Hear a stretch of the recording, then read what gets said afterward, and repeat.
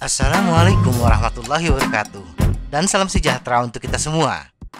Ketika kita mengayuh sepeda dengan kecepatan tinggi, wajar detak jantung akan meningkat. Demikian pula ketika kita bersepeda di tanjakan. Mau tidak mau, detak jantung pun akan meningkat.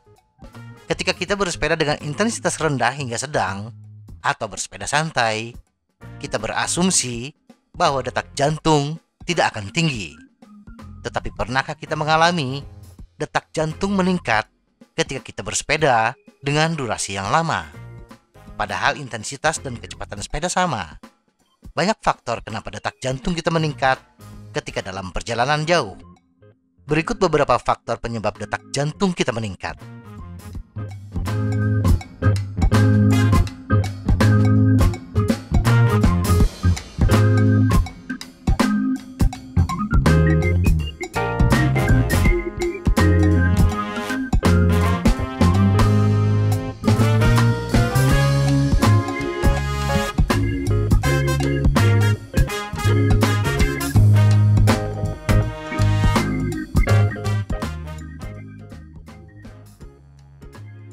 Dehidrasi. Perjalanan jauh, walaupun dilakukan dengan intensitas yang rendah, tetap akan menguras keringat. Keluarnya keringat bisa disebabkan oleh tenaga yang kita kerahkan, paparan suhu udara yang panas, dan lain-lain. Banyak keringat yang keluar menyebabkan kita mengalami dehidrasi.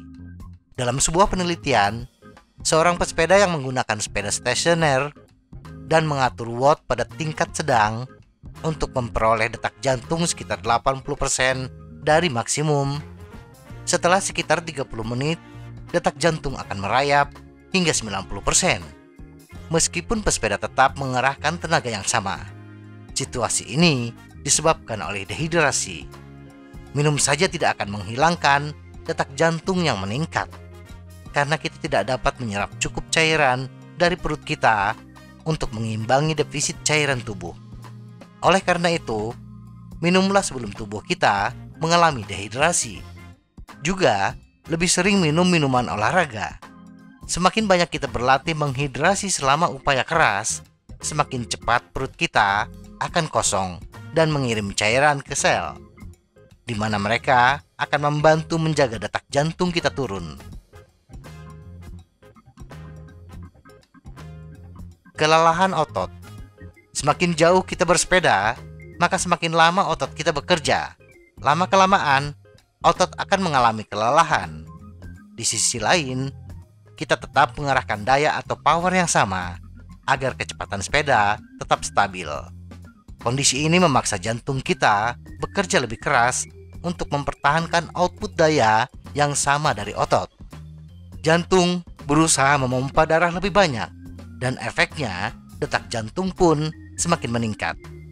Cobalah memvariasikan latihan mingguan kita sehingga kita tidak selalu melakukan perjalanan yang stabil atau upaya yang terlalu keras.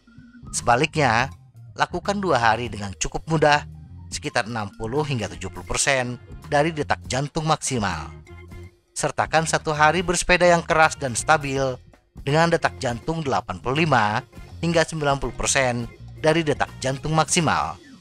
Tambahkan hari interval saat kita meningkatkan detak jantung hingga 90% atau lebih untuk waktu yang singkat. Diselingi dengan perjalanan bersepeda yang mudah. 1 minggu bersepeda kita juga harus mencakup 1 hari ketahanan panjang dan 2 hari tidak bersepeda. Pengendalian diri. Cobalah untuk mengendalikan diri di awal perjalanan, terutama jika kita memiliki kecenderungan untuk mendaki terlalu keras. Targetkan bersepeda dengan detak jantung tidak lebih tinggi dari sekitar 85% dari maksimum. Itu akan menunda penyimpangan jantung dan membantu kita bersepeda dengan lebih kuat. Mental dan faktor lain. Detak jantung tidak hanya dipengaruhi oleh aktivitas fisik. Kondisi kesehatan mental kita seperti depresi, menghadapi tekanan kehidupan yang berat, juga mempengaruhi detak jantung kita. Saat kita mengkonsumsi kafein, baik dari secangkir kopi atau dari gel berkafein selama bersepeda, detak jantung akan meningkat. Demikian juga kurangnya waktu tidur dapat menyebabkan jantung berdebar. Jantung berdebar atau takikardia merupakan detak jantung yang lebih cepat dibandingkan dengan detak jantung normal. Cara menjaga detak jantung tetap rendah saat bersepeda. Bersepeda berbeda dari berlari dan berenang karena ada elemen eksternal sepeda yang perlu dipertimbangkan. Karena alasan ini, cara bersepeda mempengaruhi detak jantung kita jika dibandingkan dengan berlari atau berenang. Gaya tarik gravitasi yang sedikit terbantu dengan posisi kita duduk di sadel menyebabkan detak jantung maksimum kita akan lebih rendah dibandingkan saat berlari atau berenang.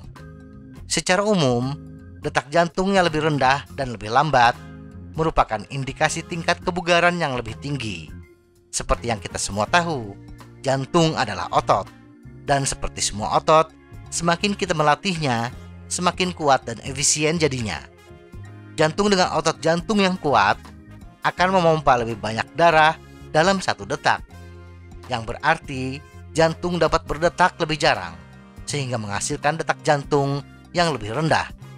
Untuk melatih agar detak jantung kita bisa lebih rendah, kita memerlukan kesabaran dan dedikasi.